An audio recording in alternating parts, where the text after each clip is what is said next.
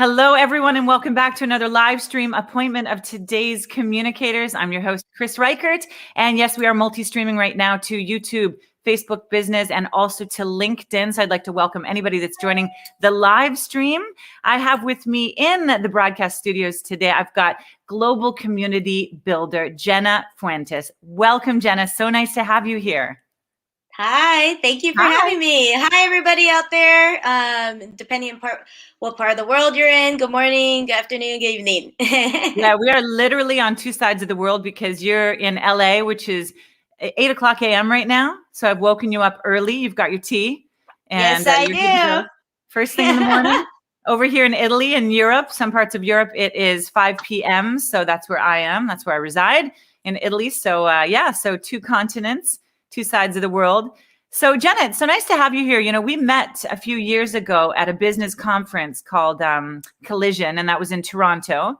And it was so great to meet you because you were just such a mover and shaker. You were kind of like networking with everybody, and you just had this great vibe about you. And so when we reconnected after the fact and, you know, and kind of like connected on LinkedIn and got to talking, we said, you know, we should do this live stream. That way we can have some insightful conversations. And that's exactly why I created this appointment, is because I love to have insightful conversations with people that in some way are making an effort to make a positive impact in the world. And that's exactly what you're doing. In fact, you're really passionate about helping people connect and grow and thrive. And that's just beautiful. Now, is that more on a professional level or interpersonal? Like what would be your expertise? Sure. Thank you, Kris. And again, I'm just really excited to be here. For those of you who know about Collision, by the way, I'm just going to say a little plug here that Collision, I've helped out and volunteered there, went to New Orleans, also was in Toronto, and the last 2 years it's been virtual. I think there's over 10 to maybe even 30,000 who attend typically, and have had speakers ranging from Joseph Gordon-Levitt to Prime Minister. Yes. So I think it's super interesting. I definitely recommend it. And that's how I met Kris. So I'm just very thankful. And lots of really inspiring, innovative leaders.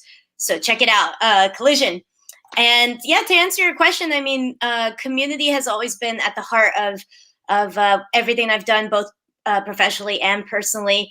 Whether it was volunteering, but I've had a varied career path working in several industries, higher education, ed tech. I also lived in Spain for 6 months, lived in Argentina for 3 years. Can talk about that for a very long time, and as well as LA. And I've been working remotely for the last 5 years.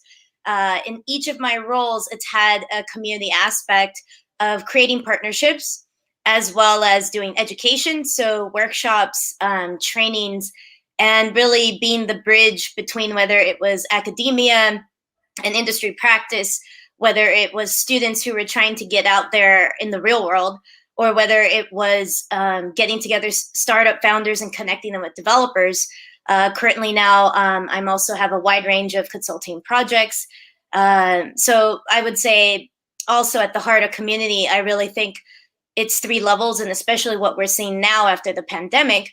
One is diversity in the sense of belonging, and what that means of acceptance and being heard and being seen. I may sound cliche, but vulnerability and authenticity, what does that take to create a culture of trust? And at the same time, really allowing yourself to get into a flow state, allowing yourself where your strengths and talents can shine. So that's really one of just human connection and bonding and respect and storytelling. The second level, you know, I think is learning. And that's curiosity, that's making mistakes, that's taking risks and experimentation and what people say about innovation. And then lastly, third, after learning, is really shared experience or transformation. So I know I'm saying this in a broad sense, but this can be applied in any context, whether it's business or how you connect with friends at a dinner party, for example. So I'll just leave it there. Wow, what an extensive, I mean, that was a pretty loaded question, I admit, but that was such a beautiful and extensive answer to that. So thank you for that. I love, you know, all of the development. You plugged in so many new concepts that are really widely globally being used right now. And you talked about vulnerability and authenticity. And I believe that there are just so many different levels to that. And when we start breaking them down, we really understand how they are the essence to everything that we do nowadays. And there are so many bridges in business and authenticity and vulnerabilities that really allow us to really show up as who we are and to really excel in our lives. So I love that. You also mentioned something that I really wanted to touch on, because along with helping people grow and get inspired, you allow them, or you help them, assist them to get into this flow state.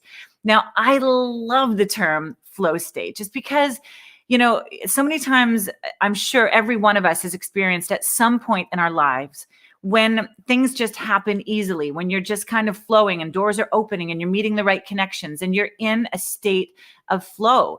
And to get to that state isn't always easy. And I mean, I believe there's a lot of subconscious work in mindfulness, in getting into that state, recognizing where the right doors are to open, who the right people are to connect to.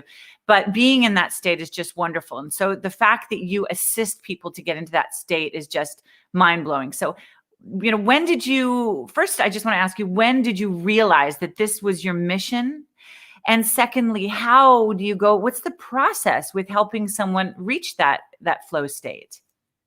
Sure. And any of these topics, I feel like we could dive in deeper an hour each, honestly. But I would say, and that's where I feel like throughout my career path, there are many common threads, because a part of it is business development in the sense of connection, but that's communication. And that's really just learning about each other, being curious about each other and how we can help each other.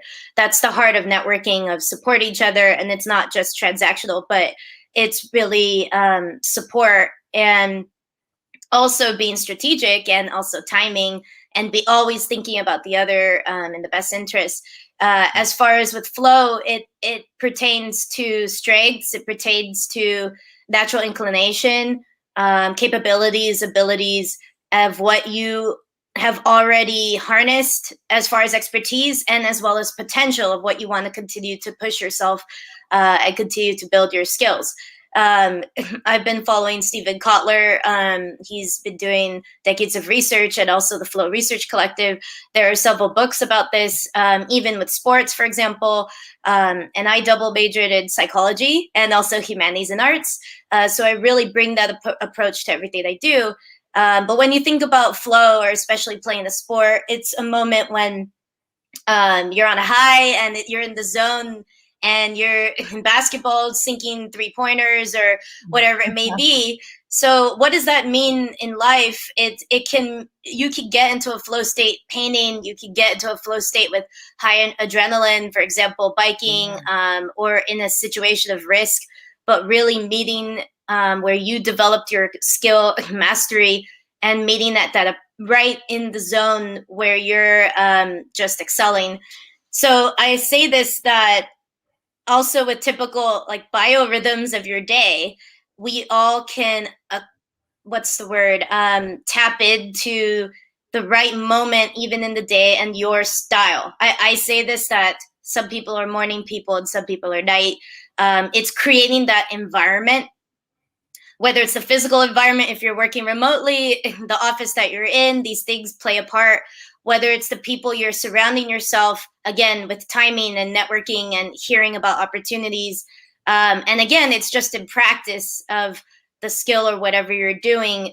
And really, you're meeting a challenge, so you're not bored, but you've also had a competency where you're able to handle it and you're not really struggling at the same time. So this is, again, all very general. But it can be applied in whatever task or metric or initiative or goal you're trying to hit. And it's just asking those questions. If there's not a flow, what's stuck? What needs to be moved? What is the bottleneck? What is that root problem? And it's just asking that of what. There's even the word workflow, right, at your organization. Yeah. So it's really the thinking about like the organizational design and culture. So a lot of things are playing the part.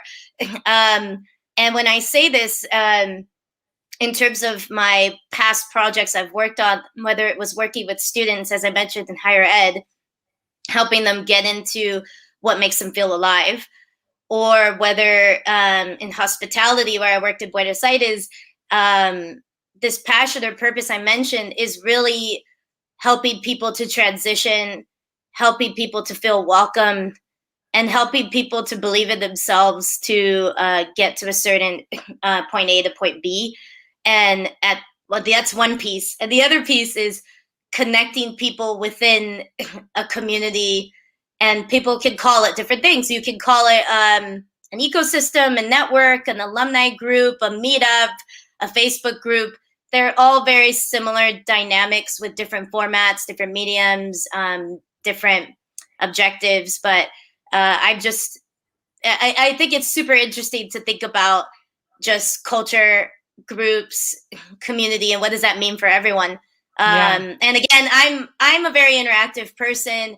If you all want to connect later or chat or drop comments, let's keep the conversation rolling. But I really would like to pose questions to the audience or to everyone else to really think about what are you encountering? What are you curious about? And yeah, I don't know if that's possible in the future to keep this conversation engagement going, but I also like talking with people. So yeah, Kris, I'm curious about you, and also your as you mentioned with Flow, and also the things you're working on, and your curiosities. Well, yeah, no, I'd like to touch on so many things you said. I mean, they're just so many little elements there that we could take them and dissect them and go on and on about each and every one of them. I love how you mentioned biorhythms, because that's something that I remember really researching and delving into quite some years ago. And it's nice to see that being revisited, and where we can all understand that we all have these different biorhythms, and there could be weeks in a month where maybe we're extremely productive and we're more we've got this heightened awareness, whereas a week maybe in the month that we just feel a little bit slack, and it's just, we have to understand that it's our bodies working through different things, and we're all designed in a completely different way. And once we understand, we kind of hack the way our bodies are designed to work, we can understand better when we can enter, or how we can enter into that flow state. So that's interesting that you help people understand when it is and how it is that they can access that flow state. And I think that I used flow state in a word that I kind of interpreted on my own. And that's probably just because for years I've said, like when you get into the flow, and I just probably use that also when there is a serendipity, a certain level of serendipity in your life. When you meet the right people, and when the doors to certain directions that you really are passionate about, you tend to open. And that's when things just start happening. But I believe that there's also kind of like a back-end human design on that also, in what we were destined to do. Of course, we are masters of our own destiny, and we are creating our present day and our destiny every moment of each day. But I do believe there is a certain element to what we were also designed to do, and what, our predispositions are, and what we're naturally good at, and where we naturally excel. And so it's interesting to kind of underline all of those things in order to be able to reach our maximum potential. So I wanted to ask you about these interactive educational programs that you have both curated and designed. Tell me more about them, because that's just so fantastic. Because with helping people get to a higher state of education through interaction is just wonderful. And through these global communities that you create, again, there's something else we could delve into. Community. How important is community? My goodness. Even more so than ever in the last 2 years have we discovered how important community is. But first, the interactive educational programs. Sure. The other thing I want to just plug before I forget is I believe it was Daniel Gilbert's book, When. Super interesting book, because it's talking about the time of day, even the best time to have an interview, the best time to have meetings, based off of research. So it's super interesting. And again, just taking into account your energy, engagement, attention levels, focus levels, and what triggers and or environmental cues you would need to do in order to create these flow states. And I say this because it's super important with remote work, ergonomically, where you're working, if you have a space, if you're in a co-working space, if you're in a coffee shop, just paying attention to that, because it is and accepting it that you're in charge of your work and the way you make it happen. And I think it's supporting people, that everyone has their own style and unique individual style of getting work done. So if you need to run in the morning, go run in the morning. If you need to do that later. So just want to share that. In terms of educational programs, just my background, I'm just very thankful to have worked with, I think, thousands of my students, where I worked with students from a private college, as well as I went to UC Irvine and was very involved while working at UCI in many different departments. The private college I was at, I worked with students from low-income backgrounds, very diverse. It was very fulfilling, helping them to understand who they are, their identity, their strengths, how to sell themselves, how to connect with others, how to really push themselves. And the topic of networking is just super important, and also really interesting how people go about it, as I mentioned. So I really am drawing from those experiences, and that was all on ground. In Buenos Aires, as I mentioned, being in hospitality, I would also organize several cultural, artistic, music events in these Casa Culturales there. Oh, wow. The community is alive. Saludos a todos en Buenos Aires. I miss it so much. I went back in 2017, 2019. Still talk to my friends out there. I think that's another tangent about just the culture. And also the dynamic of a place, the dynamic of a city, very diverse. I met people from all over the world there, very inspiring, entrepreneurial. Life is tough out there, but people are alive and happy, and the streets are alive, and culture and so forth. So I just really learned so much from there. And again, my experiences in Spain, it really has impacted who I am, a huge part. And again, I love global culture. So if I was able to take French in Buenos Aires, because there were so many people from France, so many people from Germany, Canada, Ireland, Australia. And then I took Japanese for 2 years, and I took basic Portuguese, because there's so many Brazilians. So if anyone wants to talk about global languages and cultures, I'm happy. Falamos, or, Parli l'italiano? No, but I really need to learn, because, there's so many Italianos, or of course history from Italy and Buenos Aires. Oh my goodness, yes. So that's just another topic, again, of how culture encompasses community, and culture is how you talk, how you walk, how do you interact with people.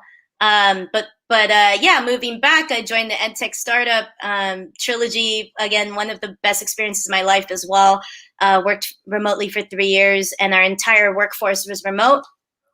We grew from 20 to 1,000 in 3 years, got acquired in 3 years. Trilogy taught me so much about culture, especially working remotely. All of our students being on Slack, Zoom since 2015, 2016. And that's where I thought it was interesting to pull from these global experiences, hospitality, pull from education, higher ed, and now what can we do in a remote setting? How can we still acknowledge each other, listen? How can we be creative with what we have, our limitations? And that's the whole prompt of creativity. And then after Trilogy, these programs I'll plug, for example, Match Lab N. Simone Liz is a awesome pioneer in digital fluency, and we will launch our third cohort of female German entrepreneurs. Entrepreneurs. Some of the women who went through our cohort have worked at SAP or Volkswagen in the past, but it's really, how do you implement an innovation framework in your current corporation, aka what tools can you introduce to your leadership to help you become more creative and innovative on whatever project you're working on. Jenna, so this you're on fire. It's like 8 o'clock in the morning now. It's what, 8:20 a.m. for you in LA, and It's like, oh my goodness, okay, should I stop her now? I want to talk about this, sure, that, we this, can that, we this. can take pauses, whatever you. But No, it's like I think that's life, right? yeah, It's like sparks and of like experiences and people you meet, and then that's the beauty sure. is swishing it around in Oh the yeah. pot, And and I you thought I was a master digresser until we started this live stream, and then I met you.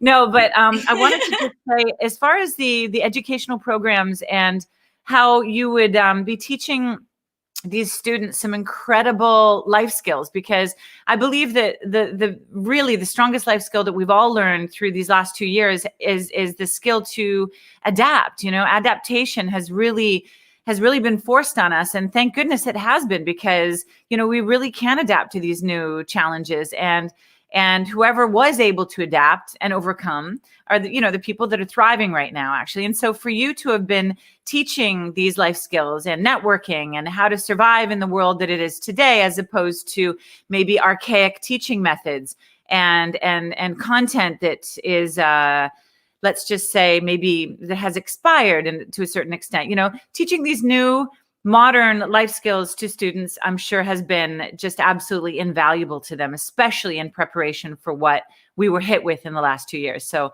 hats off to you for doing that.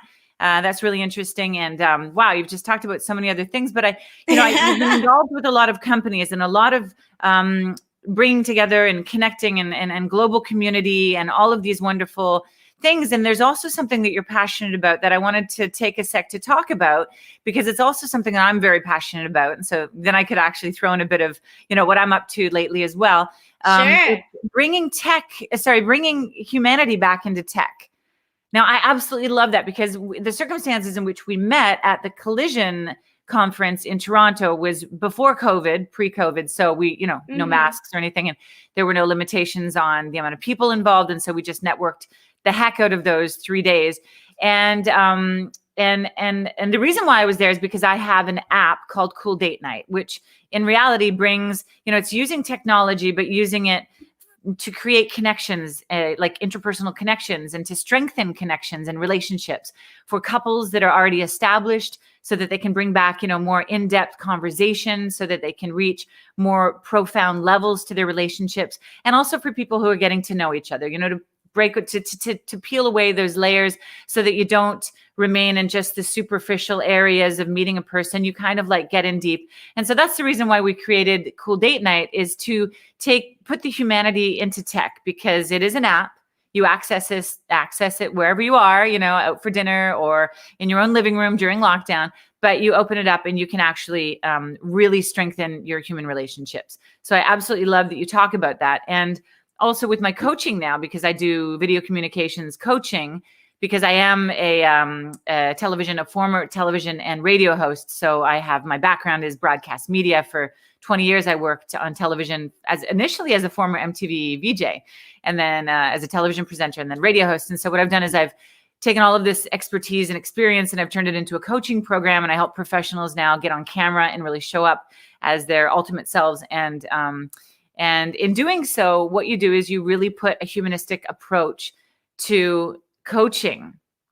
And that is through, video coaching. So it's through a screen, it's looking into that little green dot of your camera, and it's really trying to create this meaningful connection with the people that you work directly one-on-one with. And so, yeah, bringing humanity into technology. In what ways have you implemented this beautiful concept in your life?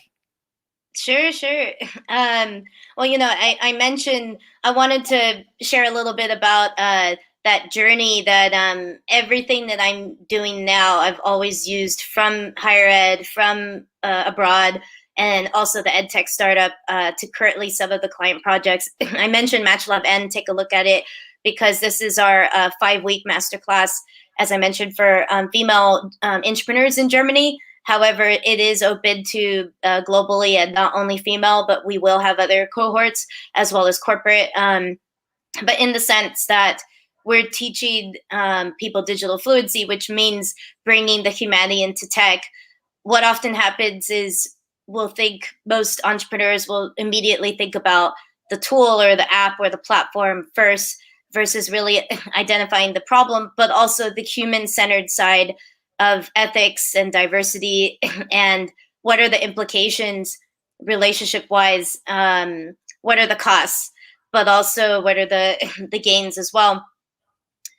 With humanity, I think it's really just small actions and small behaviors, and it's about values and style. And again, I think at the heart of everything is mission and purpose. When you say values, what does that really mean to you, and how do you live it out? And this is depending on your organization. And then next, it's culture. And I keep saying culture, but culture is a way of being, it's a way of seeing, it's a way of living. So when we're doing this, and I'm saying this for any of you in your business settings, or the programs that we've run, I've helped run virtual events, virtual conferences, as well as I've helped entrepreneurs with their online educational programs and their courses, and helping them with partnership strategy and creating a community design. So those are the three facets. Again, a virtual event, but it could be any type of virtual experience, education, and then partnerships. But really, the way you bring your humanity is when you bring yourself, and it's energy. It's in communication, what you do every day, Kris, of how you treat people, and how the human side is all the intangibles. Yes, it's difficult in the virtual setting, but it's also what you share. I do think that nowadays, with because we've been forced to be remote, it's how much are you willing to share?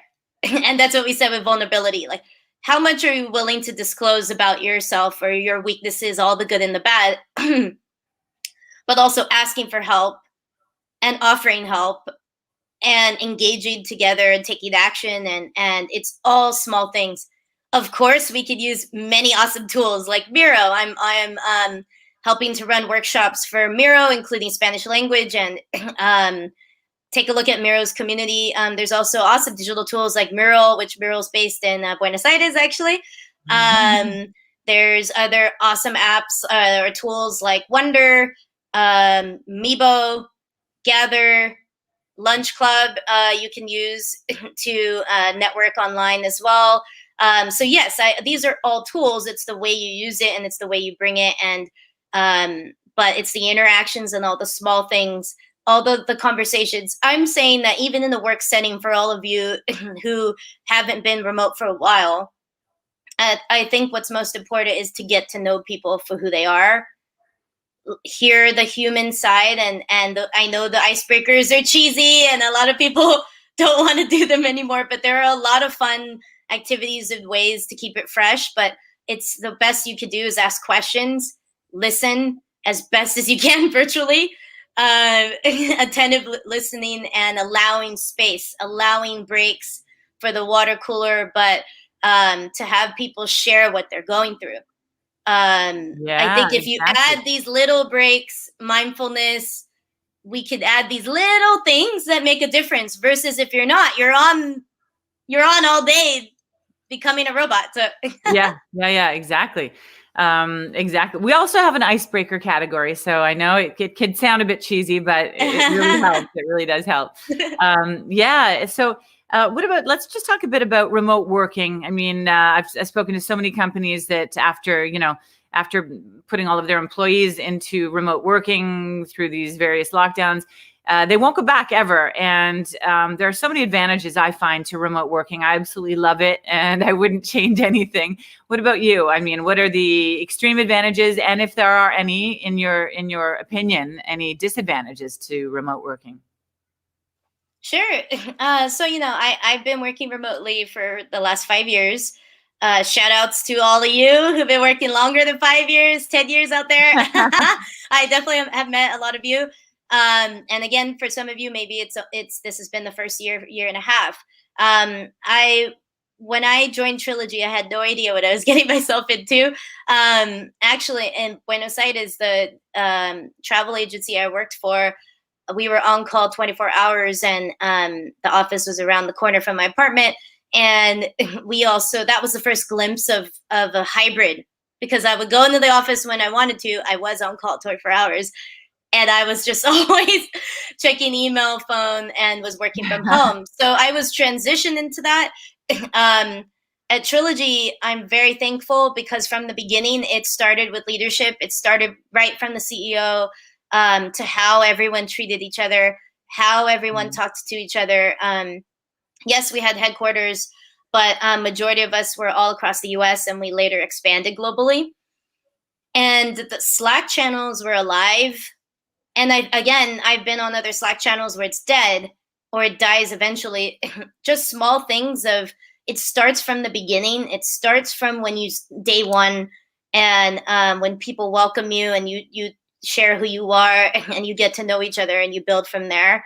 And creating space for fun and being silly and posting ridiculous things and commenting, and it's and like then taking a coffee break in the office. You need to have those down moments, right?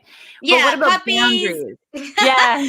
Oh yeah, and boundaries, yeah, for sure. Because then later, I think the second element was again appreciation, and that ties in with again acknowledging, and there was always constant thank yous and praise. Like you can never be more thankful, and count your blessings and say and telling people that what they mean to you, or like thank you for helping me, because we're all a team. And the values were putting the customer or student first, being a team player. When you have these values at the center, it drives every movement, decision, thought. Then from there, our meetings, again, of how we started meetings, the conversations we had. Eventually, we had quarterly regional meetings. Eventually, we had annual. So I say that for organizations. If you're a solopreneur, which now I'm doing my own consulting, and for a lot of you, I'm on my own. I don't know if you've noticed, I'm an extreme extrovert, and I'm dying inside of working alone. So it's very dramatic, but what I do is I go to coffee shops. I will get the WeWork. There's a daily pass, by the way, if you don't know about it. It's called WeWork on Demand. There are daily passes. So I've gone to, I basically go to a different region all throughout the city. Daily passes for what? To WeWork co-working space, for example. Oh, I see. Okay. And so these are options. It's a franchise across the states? Yes, correct. Okay. And I would advise like any of you to take a look at different co-working spaces. Perhaps they may have a free day pass or a discounted, or if not, to try to negotiate with your organization, but just something to look into. So that you can be amongst other people. You can be a part of like a remote working community. Is that what you mean? Instead of having to be home, just closed in on your own with a screen kind of thing? Correct. Because I'll switch it up. I'll either go to a coffee shop or a co-working space. So those day passes are possible.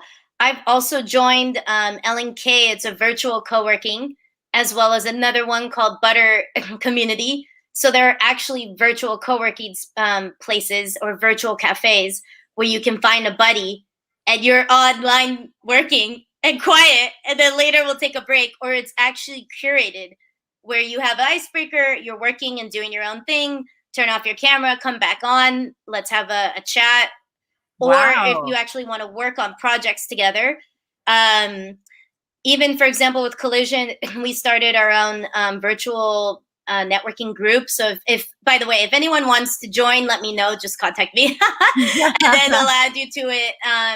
But we meet every 2 weeks, and it's a very small group, but we also are, I would call it maybe even like a half incubator model where we're supporting each other, we're holding each other accountable, we're having fun, but also if we want to create or build together, these are like, we bounce ideas off of each other and ask for feedback. And there's also like Discord, for example. There's also public Slack channels if you want to join other communities. I think about 25 of them. I will give you a list, but there's too many. Anybody wants info on that, just contact Jenna. Now, Jenna, you mentioned that you're doing consulting now. So you're doing consulting one-on-one, and you're doing that remotely. Yes. So what about consulting though? I mean, coaching, consulting, doing training, all of those things, they tie into one another. And since I've been doing that, I launched my coaching program just over a year ago. And like of all of the things I've done in my life, in my career, and including being up on stages at festivals and introducing, the Red Hot Chili Peppers in front of 60,000 screaming people, and being on the red carpets for the MTV Europe Music Awards, like interviewing all of the biggest stars, and then like giving an award out for the award ceremonies. Anyway, all of these highlights of my life, I've done really some incredible things, but I found the personal satisfaction that I get from coaching and seeing someone through teaching them my techniques and my methods and seeing them bloom and seeing them just emerge and before my eyes become, excelled in some way and to really expand. I have never felt gratification like I've felt now. So I wanted to ask you the difference between what we were doing before in community settings and actually doing the training now. Are you experiencing that, or are you finding that you're maybe, is it difficult for you because, you're just yourself one-on-one in this kind of a setting? And, what are some of the challenges and what are the gratifications for you? Sure. So, how I mentioned now, I've been a part of organizations, so I understand what all the things I was referring to about metrics, about performance, about incentives, about hitting quotas. I've had to hit numbers. So I understand that dynamic at an organization. Now, working alone, what's nice for those of you also who are interested in whether being your own consultant or a coach, for example, the pros are like, of course, we all want autonomy or flexibility, ownership where it's full ownership, and really taking into account feedback and your own brand, for example. And also it's really about building up your own expertise and skills to help others. And the other thing about it's all on you per se, but that's a pro and a con where you have to make things happen. So meaning doing your own sales, you're the one company, everything. And the variety is super interesting.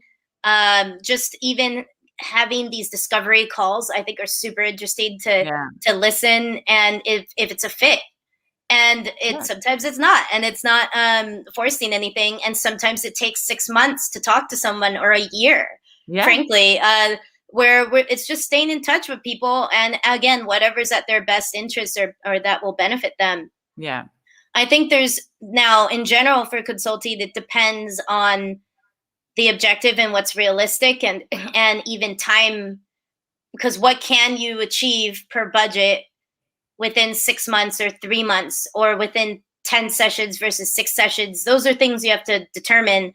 And also the other thing is whether the client has needs as far as strategy workflows, meaning I'll create you a flow chart, I will help you, advise you, and now you implement it.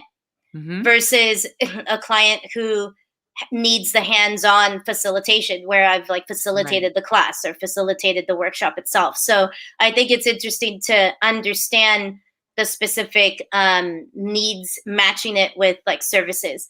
Mm-hmm. So I'm just sharing that process.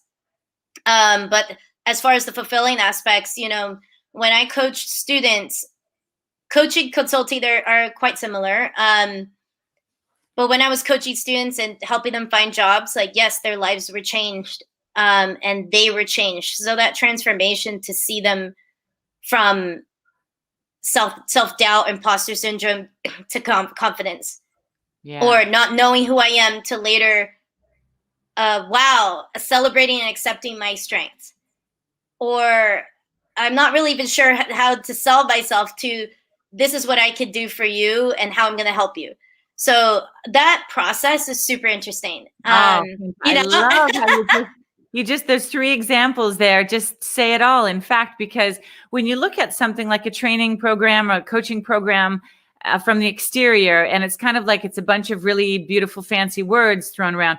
Yeah. But when you really look at it and you look at what happens, like you bring something from one state where there's the lack of and the unsurety and the discontent, and then you turn that around into somebody who's sure of themselves, know exactly how to pitch their skills and their services, and it's a total turnaround, and it's just so phenomenal when you compare those 2 flip sides to it all. Mm-hmm. Yeah, there's so many ways you can bring a person from, this state to this state. So that's fantastic. I also Sure. wanted to ask you, so I designed this appointment, today's Communicators. I never really have a tight script. It's always just kind of a great conversation. I love having I insightful like conversations with it. people, as I mentioned before, that in some way are impacting the world in a positive way. Now, if you could choose one aspect in the world today, one thing in the world today that could use a Oh definite man. improvement, like what do we need in the world today to bring about the change that you see necessary? Where would that Oh be? wow. That's huge. I know. Well, okay. I have a two-part answer because Answer? yeah, I would say one. I'm just really moved by like eliminating poverty. I think is just number one, but No. that's tied with lots of things, right? Because poverty addresses income inequities, or income gap, which is also addresses gender gap and diversity. It addresses politically, economically, institutions and organizations, and depending on the country, what does poverty look like there? What is poverty? Is it homelessness? What level of homelessness? Is it hunger? It's encompassing several things of Yeah. like what is it that they may be lacking to live with dignity and a quality of a basic quality of life. And as we know, as travelers and people who have lived all around the world, I'm sure you even see now with digital nomads, but you walk on one street and it's pure you know I don't like it's just insane how amazingly wealthy one street, and then go down the next street and it's pretty um destitute, or like really unsafe and scary. Yeah. And Oh, yeah. so I would say that is for me probably the most important. But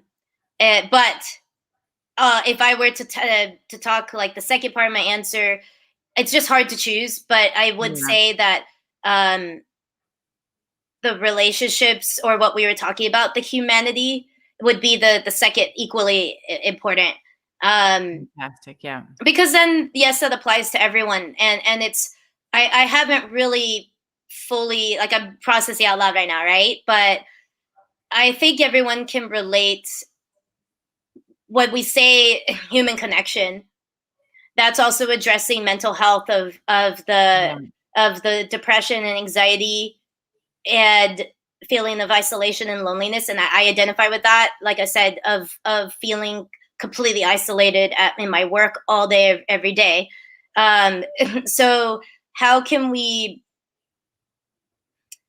now, that what does that mean? It also means like the level of intimate or deep, caring, kind, open, supportive relationships you have, whether it's family or friends or a network or some type of Yeah. hobby or a passion, whether it's church or a sport or a book club, for example.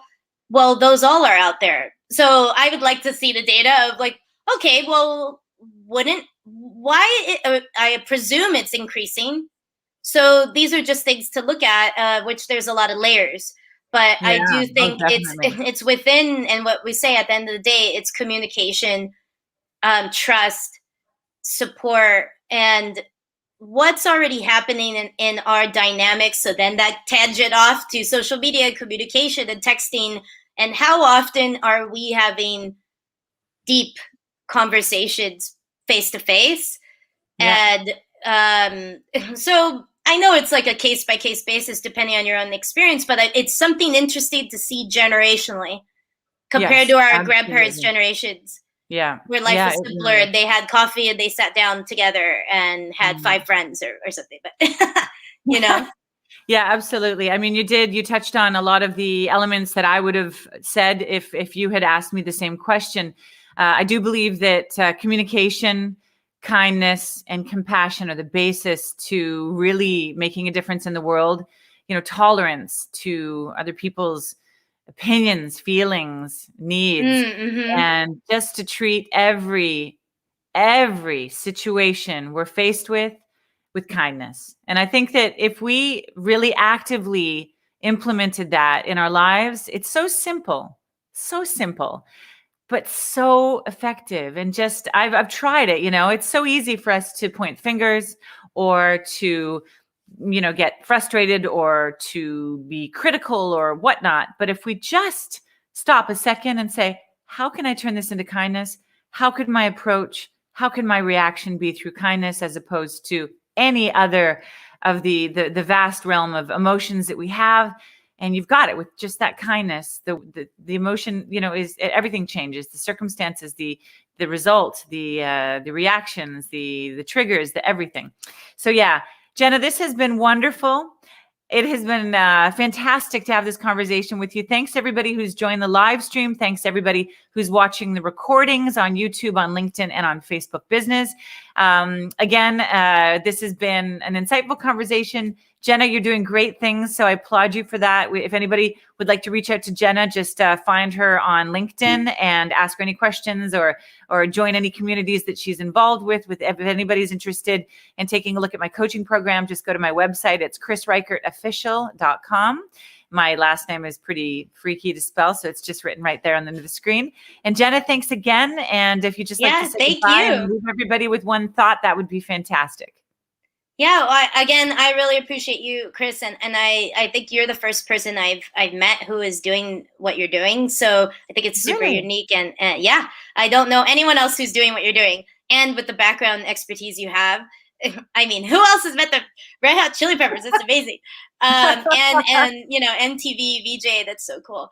So I just want to say, I'm really thankful to be here. Thankful to meet you all virtually. I would love to connect. And have conversations with you all, listen, see what I could do to help, whether it's resource referrals or bouncing ideas off of each other. But again, I really am passionate about community learning, education, global cultures, and really now that's for bringing it up. Thank you about the whole, especially now in the world where it appears to be very polarized. But again, it's what we make of it. And it's every moment that we live. And like you said, all the small things, the little interactions. So we make things happen. So reach out. Love to meet you all. And that would be my, I leave you with that piece of it's small actions every day of how we live it. That's how we're going to make what it's so cheesy of the Gandhi quote, but it's how just like all the small moments and small things of how we live it. So the Gandhi quote, is it be the change that you want to see in the world? Yes. Yeah, absolutely. As parents, as workers, as individuals, as humans, be the change, be the example. Right on. Okay, Jenna, I'm sending you a big, huge virtual hug, and we'll be in contact. And thanks again. Awesome. All right. Thank you. Okay. Have a great day in LA. And that rhymes. You too. Bye for now. Bye, everybody. Bye.